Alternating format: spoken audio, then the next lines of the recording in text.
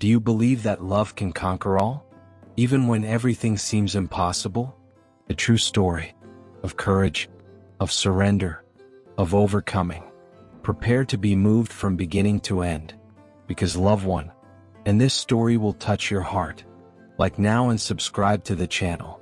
Stories like this deserve to be remembered, and today you will understand why love won. Maya, a small girl about a meter tall with a thin build and a young face who looks like she is only 9 years old, is on alert. She is wearing a simple white dress. Her big eyes are full of fear and pain. Her belly is swollen, standing out against her small body. Beside her, Pablo, a 37-year-old man with a face full of worry and tension, runs desperately to the hospital, carrying the girl in his arms and shouting desperately, "Doctor, please save her." Pablo's screams echo through the hospital corridors, attracting everyone's attention. The nurses are shocked to see them, while the patients and companions look at the scene with astonishment and concern. "What happened?" asked a nurse, trying to remain calm as she approached the two. Seeing Maya's condition, the nurse tries to remain professional, but she can't hide her inner indignation. "She's in labor," Pablo shouted, his voice cracking with desperation. "Please, we need help." Without wasting a second, the nurse calls over the intercom. "We need a stretcher at the main entrance immediately." While waiting, the nurse tries to comfort Maya, who is barely conscious anymore due to the pain. "Hang in there, honey. We're going to help you," she said gently, although inside she was becoming more and more indignant and confused. How could such a small girl be in this situation?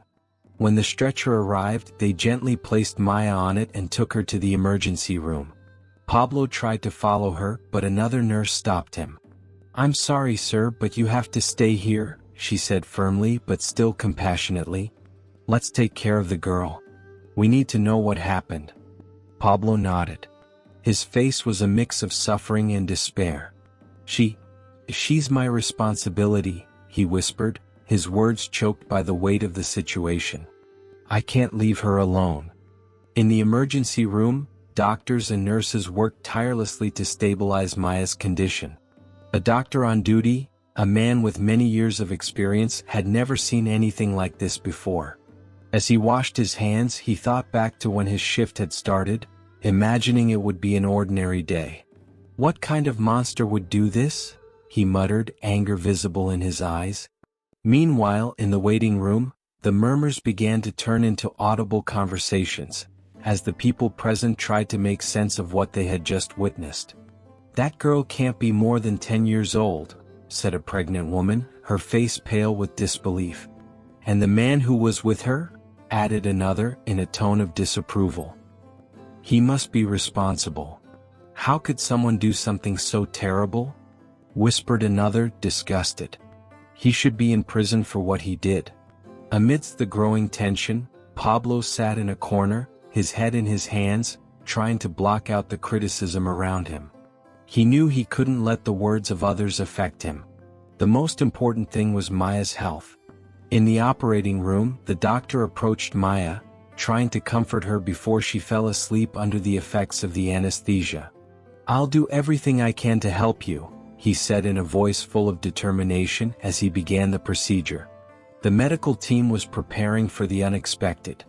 Nurses were constantly coming and going, bringing the necessary equipment and avoiding looking at the man waiting outside for news.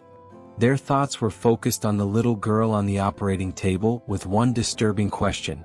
How did this girl end up in this situation? Time seemed to stand still as the hospital was enveloped in an atmosphere of tension and anticipation. Outside, murmurs continued to fill the air with a mixture of indignation and morbid curiosity. But at the center of this tragedy, there was only a little girl and the medical team fighting for her life and that of her baby. Outside the emergency room, the atmosphere grew increasingly tense. Pablo sat in a chair in the hallway, his head in his hands, crying silently as worry consumed him. Maya had been taken to the emergency room to give birth, and the uncertainty about her condition tormented him. Around him, the murmurs began to grow louder. At first they were soft whispers, but they soon turned into clear, judgmental conversations. "That girl can't be more than 10 years old," a woman whispered to the person next to her, her eyes full of disbelief. "And the man who was with her?" another person added with contempt. "We should call the police. We can't let this happen without doing anything," a voice said from the back of the room. A nurse, who was watching the scene, mixed indignation with professionalism. A nurse approached Pablo with professionalism. "Sir, we need to know exactly what happened," she said in a firm voice, but not without compassion. Pablo looked at her with desperate eyes. "Maya, she needs help. That's the most important thing right now," he replied with a choked voice.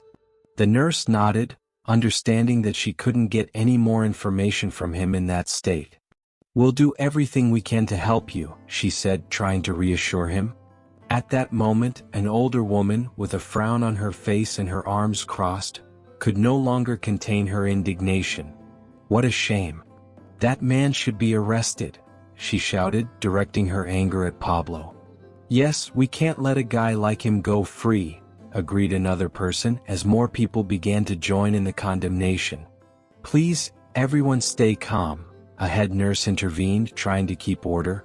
"We're in a hospital and we need to focus on caring for the patients." "But we can't ignore what's happening," replied a young woman, looking at Pablo with contempt. "How could someone do something so horrible?" The waiting room was filled with murmurs of agreement, while some people were already reaching for their phones to call the police. The tension was becoming unbearable, and Pablo, feeling trapped, just closed his eyes, trying to block out everything around him. Suddenly, a tall, muscular man got up from his seat and walked towards Pablo with determined steps. Without saying a word, he grabbed Pablo's collar and lifted him from the chair. "You're a bastard," the man shouted, his face red with rage. "How could you do this to a child?" Pablo, shocked and afraid, raised his hands as if he were surrendering. "No, wait. You don't understand." He tried to explain, his voice trembling. "There's nothing to understand," the man replied, tightening his grip. "You're a monster and you're going to pay for this." The situation was getting out of hand when a nurse rushed to intervene, trying to separate the man from Pablo. "Stop. Let him go," she shouted, putting her body between the two. "We've already called the police. They'll take care of this." The man released Pablo with a shove, making him fall back into the chair. The nurse quickly checked to see if Pablo was okay before turning to the furious man. "I understand your anger, but we can't allow violence here. Let the authorities deal with this." Pablo, breathing heavily, sat down, trying to calm himself. He knew there was nothing he could do to change the perception of others at that moment, but he had to remain calm for Maya's sake.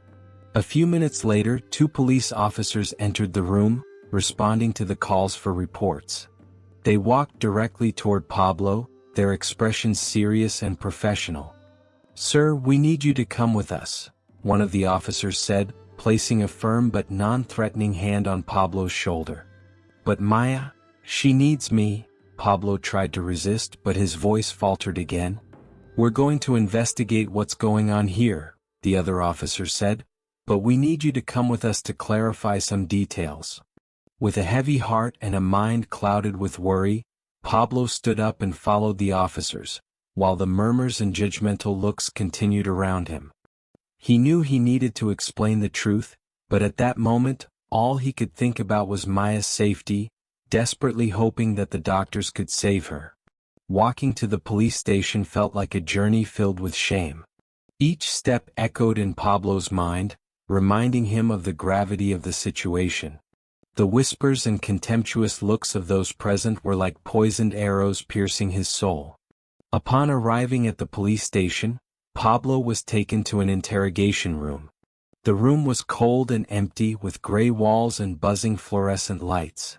The metal table and uncomfortable chairs only added to the feeling of isolation and despair. "Sit down," one of the detectives ordered, pointing to the chair in front of him. Pablo complied, clearly feeling the discomfort of the handcuffs on his wrists. "I'm Detective Sofia and this is Detective Gonzalez," the man said, opening a thick file. We've received reports that you committed an extremely serious act. We want to hear your version of the facts. Pablo took a deep breath.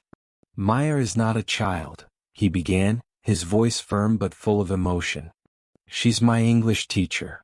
She is 27 years old, but she suffers from a disease that makes her look younger. She looks like a child, but she is the best English teacher in town and she is kind. Today, when she came to our class as she does every day, after about an hour she felt a pain in her abdomen and seemed to faint. I was very scared and took her to the hospital. He paused for a moment, catching his breath. Before that, she had already told me that she had been dating someone for a long time and that she would be getting married soon. Now, I don't know how to contact anyone in her family. The two detectives looked at each other, their faces expressionless. Do you expect us to believe that? The detective asked in a skeptical voice. It seems like a convenient excuse. That's not an excuse, Pablo stated firmly. Just wait until she wakes up. She'll tell you. I've already seen the diagnosis of her pituitary disorder condition. The other detective leaned forward with a stern look. Then why hasn't anyone heard about this condition before? And why hasn't anyone confirmed her story? We need more than just her words. The detective crossed his arms and said, This situation looks very different from our perspective. The door to the interrogation room suddenly opened and a lawyer with a determined expression entered. I am his lawyer, he declared. I demand to speak with my client in private. Reluctantly, the detectives left the room, leaving Pablo and his lawyer alone. The lawyer sat down across from Pablo with a look of concern and determination mixed with concern. Pablo, I spoke with Maya, he said. She's fine. She's trying to resolve this situation. But you need to remain calm and trust that we'll clear everything up. Thank you, Pablo murmured, feeling a slight wave of relief. This is a terrible misunderstanding. I know, the lawyer replied. But we need to prove it with evidence. I'm working to obtain Maya's medical records and contact her doctor. When the detectives returned, the lawyer stood up. I'm sorry, detectives, but my client has the right to legal defense. These are preliminary documents that prove Maya's condition. One of the detectives took the documents, examining them carefully. This is just the beginning, he said firmly. We need to verify every detail. Until then, Mr. Pablo will remain in custody. This is unfair. Pablo protested, feeling despair spread throughout his body. Maya needs my support. And I am also a victim of this situation. I understand, the detective said, although his voice was still full of skepticism. But until we can verify everything, we need to proceed with caution. The next few hours were a mixture of uncertainty and tense waiting. Pablo was taken to a cell where time seemed to stand still, and his thoughts spun through his mind like a tornado, remembering every happy moment with Maya and the cruel reality they now faced. Meanwhile, at the hospital, Maya, a young woman who looked like a child but had a large pregnant belly, was quickly taken to the delivery room. The situation was so unusual that everyone in the hospital could not help but whisper, full of astonishment and concern. Dr. Guadalupe, the attending physician that night, walked quickly toward the delivery room, his mind a whirlwind of thoughts. How can this be? He asked himself over and over. He had seen many unusual cases throughout his career, but this was completely new. Prepare everything for an emergency C-section, Dr. Guadalupe ordered as he entered the delivery room. The nurses and assistants moved quickly, preparing the surgical instruments and making sure Maya was ready for the procedure. Maya lay on the gurney, her eyes closed and her face pale with pain and exhaustion. Despite her frail appearance, her body showed all the signs of someone in labor. Doctor, her vital signs are stable, a nurse reported, breaking the tense silence. Dr. Guadalupe nodded, putting on his surgical gloves. Very well, let's begin. As he made the first cut, Dr. Guadalupe couldn't help but take in the details. Maya's internal organs appeared fully developed and in perfect condition. Her uterus and ovaries were like those of an adult woman, not a child. Unbelievable, he muttered. But his comment did not go unnoticed by the staff. What's wrong, doctor? The head nurse, Mrs. Martina, asked in a voice that was both curious and concerned. Dr. Guadalupe looked back, his eyes filled with astonishment. This girl's organs are completely normal for a woman in her early 20s. There is nothing to suggest that she should look like this. The staff continued to work in silence, processing the information as they watched the birth. After a few tense minutes, the loud, clear cry of a newborn baby filled the room. A wave of relief washed over everyone present. It's a boy, Dr. Guadalupe announced, lifting the newborn so Maya could see him before the nurses took him away to clean him and run his first tests. After making sure the baby was stable, Dr. Guadalupe turned his attention back to Maya. He carefully completed the surgery, making sure there were no complications. As Maya was transferred to the recovery room, Dr. Guadalupe removed his gloves and mask, still deep in thought. We need to look into this further, he said loudly, addressing the team. There's something that doesn't add up with what we know. A few hours later, Maya began to wake up. She slowly opened her eyes, blinking in the bright light of the room. Beside her, a nurse held her baby wrapped in a blanket. Maya, this is your son. He's healthy and strong, the nurse said with a reassuring smile. Would you like to hold him? Maya nodded weakly, her eyes brimming with tears as she held the baby in her arms. Thank you, she murmured, her voice cracking with emotion. The nurse watched the scene with affection before continuing. Maya, we need to talk to you about your condition. There are some things that Dr. Guadalupe needs to understand. Maya nodded, knowing that this moment would come. I know. I'm ready to explain. Dr. Guadalupe walked in. His face still showed the seriousness of the situation. He approached Maya's bed and sat down in a nearby chair. Maya, your internal organs are fully developed, like those of an adult woman, he began, choosing his words carefully. However, your external appearance is that of a child. Can you help us understand how this is possible? Maya nodded, adjusting the baby in her arms. I have a rare condition called hypopituitarism, she explained in a soft but firm voice. It affects my pituitary gland, preventing my body from developing and maturing normally on the outside, even though on the inside I am a grown woman. Dr. Guadalupe nodded slowly, processing the information. That explains a lot, but we need to record all of this accurately. We will need to contact your previous doctors and obtain all the records possible. Maya looked at the baby and then at the doctor. I understand. I will do everything I can to help. At that moment, a nurse entered the room with a worried expression. Dr. Guadalupe, there is something you need to know. Pablo, the man who brought Maya to the hospital, has been arrested by the police. They are accusing him of a very serious crime. Maya felt as if the world was collapsing around her. No. This is a mistake, she exclaimed, her voice filled with despair. Pablo is my student. He did nothing wrong. He helped me.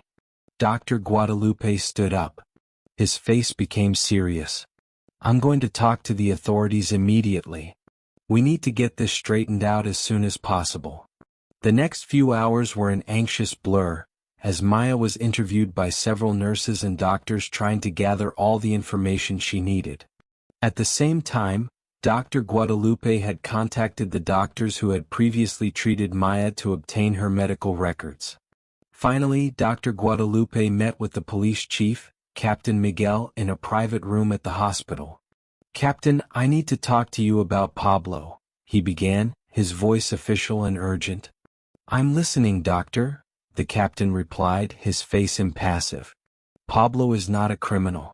His English teacher, Maya, suffers from a rare medical condition that affects her physical development, Dr. Guadalupe explained, handing the captain a folder with the medical documents. These documents prove it. The captain examined the documents carefully. His expression softened as he read. I understand, doctor. This is very unusual, but we will do our best to clarify the situation. Meanwhile, in the recovery room, Maya held her baby tightly, praying that everything would be resolved soon. Finally, the door to the room opened, and Dr. Guadalupe entered with a look of relief. "Maya, I have good news," he said softly. "Captain Miguel has reviewed the documents and agreed to release Pablo while we continue investigating. Everything is going to be okay." Maya sighed in relief, tears streaming down her face. "Thank you, doctor. Thank you for everything." At that moment, Pablo was brought back into the room by two police officers. His face showed clear signs of tension, but it brightened when he saw Maya and her baby. "Maya," he whispered, approaching the bed. "Are you okay?" Maya looked at him, her eyes full of gratitude. "Pablo, I'm going to be okay. Thank you so much for saving me." That night, Maya also confided in Pablo. "Pablo, recently you noticed that my English classes weren't as enthusiastic as they used to be. I'm really sorry. You said you needed to learn English quickly for work and I lost focus," Maya said. "I thought it was because you were pregnant and tired, so I understood," Pablo replied, smiling. "No, it wasn't the pregnancy that was tiring me. I was exhausted by everything that happened recently. The man I loved and who I thought would marry me left us, me and our baby," Maya said, tears falling. Pablo was shocked into silence. "His family never accepted me because of my unusual appearance. And I think he also didn't want to protect me anymore. He ended things and completely cut off contact without caring about the baby in my womb," Maya continued. "Maya, I had no idea you were going through something so terrible. In my eyes, you don't have an unusual appearance. All I see is a talented, lovely, and extremely kind young woman. I have observed and understood a lot about you. You always help others and are very loved by everyone," Pablo said with a sincere look. Pablo hesitated and continued. "Maya, if possible, would you give me the chance to take care of you and your baby? Actually, I liked you a long time ago. But since you were about to get married, I tried to control my feelings." Thus, Maya and Pablo soon became a couple. As they prepared to leave the hospital, Dr. Guadalupe and his team continued to work to document Maya's case and ensure that she and her baby received the best possible care. Maya's case became one of the most memorable memories in Dr. Guadalupe's career. Although she gave birth to a healthy baby boy, the fragility of her body, due to her short stature and special medical condition, meant that she had to stay in the hospital for further care. News of her case quickly spread throughout the hospital, generating curiosity and deep empathy among the staff and other patients. Every day, Pablo was by Maya's side, caring for her and the baby with a dedication that touched everyone. The nurses, accustomed to all kinds of situations, could not help but feel a little envious when they saw the care and love that Pablo showed for his girlfriend. "Today we have oatmeal, orange juice and some fresh fruit," Mrs. Sophia said with a warm smile as she placed the tray of food on the table next to the bed. "Thank you, Mrs. Sophia," Maya replied, trying to sit up. Her voice was soft but full of gratitude. "Everyone here has been so kind to me." The nurse nodded, adjusting the pillow behind Maya so she was more comfortable. "It's the least we can do. Your case is very special to all of us." At that moment, Pablo entered the room carrying little Ben in his arms. His face lit up when he saw Maya and he leaned over to give her a soft kiss on the forehead. "Good morning, my love. We came to visit you," Pablo said tenderly. Maya smiled, her eyes shining with love and gratitude. "Good morning, Pablo. How is our son?" "He's healthy," Pablo replied, holding the baby carefully. "Strong and healthy thanks to you." Mrs. Sophia watched the scene with a smile. "Pablo, you are a wonderful father. It's not every day that we see someone so dedicated and loving." "Thank you, Mrs. Sophia," Pablo said, looking at Maya with adoration. "I would do anything for my family." In the days that followed, the relationship between Pablo and Maya did not go unnoticed by the other patients and staff at the hospital. Their love and dedication became a recurring topic of conversation, generating admiration and respect. One afternoon, as Pablo helped Maya walk down the hallway to strengthen her legs, an elderly patient, Mrs. Anna, approached them. "Excuse me," she said with a gentle smile. "I just wanted to say that you two have inspired me so much. Seeing the love and care you have for each other is truly beautiful." "Thank you, Mrs. Anna," Maya replied, leaning on Pablo's arm. "We've been through a lot together and we are so grateful to have each other." Mrs. Anna nodded, her eyes full of understanding. "That's the most important thing. Love and family are the greatest treasures in life." As the days passed, Maya slowly recovered, but her condition still required constant care. Every day Pablo made sure she was comfortable. He brought her fresh flowers, read her favorite books, and made sure she had everything she needed. One afternoon, as Pablo helped Maya sit up after a short walk, a younger nurse, Mrs. Luisa, approached with a shy smile.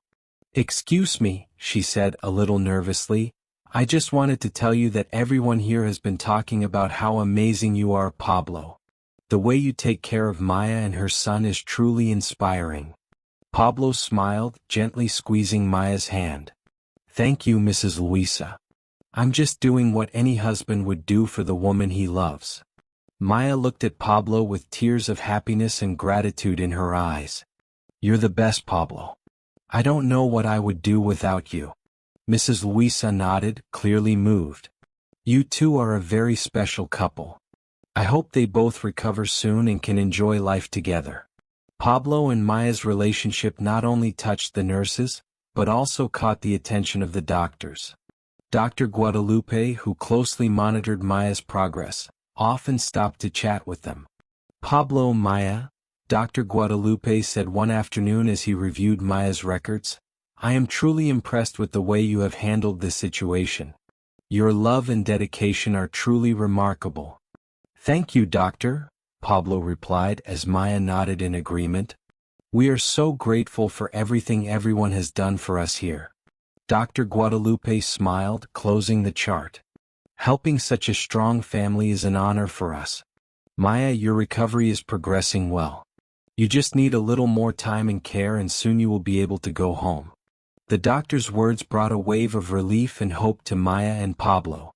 They knew the road to full recovery was still long, but they faced each day with determination and the unwavering support of those around them. As the sun set over the hospital, dyeing the sky with warm oranges and pinks, Maya lay in bed with Pablo and little Ben by her side. She felt a deep peace and an immense gratitude for the life and love she shared with her family. "Maya," Pablo whispered, gently stroking her hair. "I love you more than anything in this world. Nothing can change that." "And I love you too, Pablo," Maya replied, her eyes full of emotion. "I am so grateful to you for everything." In that moment, surrounded by the warmth and support of their loved ones and the hospital staff, Maya and Pablo knew that no matter what challenges they faced, they would always have each other. Their love, stronger than ever, was the true source of strength that kept them going and guided them toward a bright and hopeful future. After a few weeks in the hospital, the day finally arrived when Maya, Pablo, and little Ben were able to return home. The sun was shining brightly in the sky, a harbinger of a new beginning for this young family. Pablo gently pushed Maya's wheelchair as she held Ben in her arms. The boy's flushed face and bright eyes watched everything around them with the curiosity of a child. "We're ready to go home, Maya," Pablo said with a warm smile as he helped his wife out of the wheelchair. "Everything is going to be okay." "Yes, Pablo, I'm ready," Maya replied, feeling a mixture of excitement and relief. "I can't wait to start this new phase with our family." As they exited the hospital, they were greeted by a throng of reporters and photographers. Camera flashes were constantly flashing, capturing every moment as the family made their way toward the exit. "Maya, Pablo, how does it feel to be back home?" one of the reporters called out. "We feel incredibly blessed and grateful," Pablo replied, gently squeezing Maya's hand. "The love and support we've received has given us the strength to get through this." "Maya, tell us about your experience in the hospital," another reporter asked, holding out the microphone to her. Maya smiled, her eyes full of gratitude. It's been a difficult journey for me, but we've had the support of a wonderful medical team and an incredible boyfriend. I'm so grateful for all the love and care we've received. As they walked along, reporters continued to ask questions, but Pablo and Maya remained calm and grateful, aware that their story had touched the hearts of many. The family's new life grew healthy and strong, thanks to the unconditional love of their parents. Pablo and Maya's story became a source of inspiration for many, a reminder that true love can overcome any obstacle. Years later, on a quiet summer afternoon, Pablo and Maya sat on the porch of their home, watching Ben play in the garden.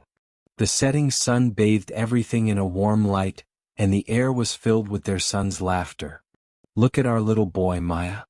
I think Ben already wants a little brother to play with," Pablo said with a smile, his eyes full of pride and love.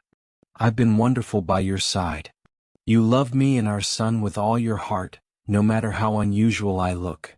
A man like you is hard to find." "I feel so lucky," Maya said emotionally, holding Pablo's hand. "I love you."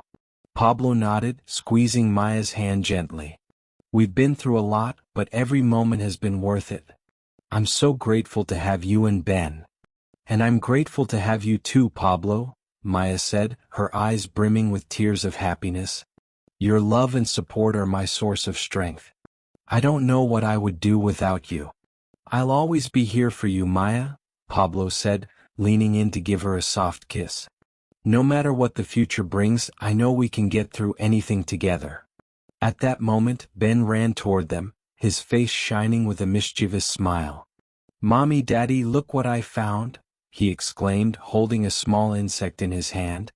Maya and Pablo laughed out loud, basking in their son's pure joy. "That's amazing, Ben," Pablo said, gently stroking the boy's head. "You're such an explorer." As the sun set, the family stood together on the porch, enjoying the peace and happiness of being together. Pablo and Maya's story was not only a testament to their love and strength, but also a source of inspiration for all those lucky enough to hear it. Surrounded by the love of their son and the unwavering support of each other, Pablo and Maya looked to the future with hope and confidence, knowing that together they could face any challenge and enjoy every moment of their lives. And so ends another story full of overcoming love and hope. If you felt touched by this journey, take the opportunity to like and share in the comments what moved you the most.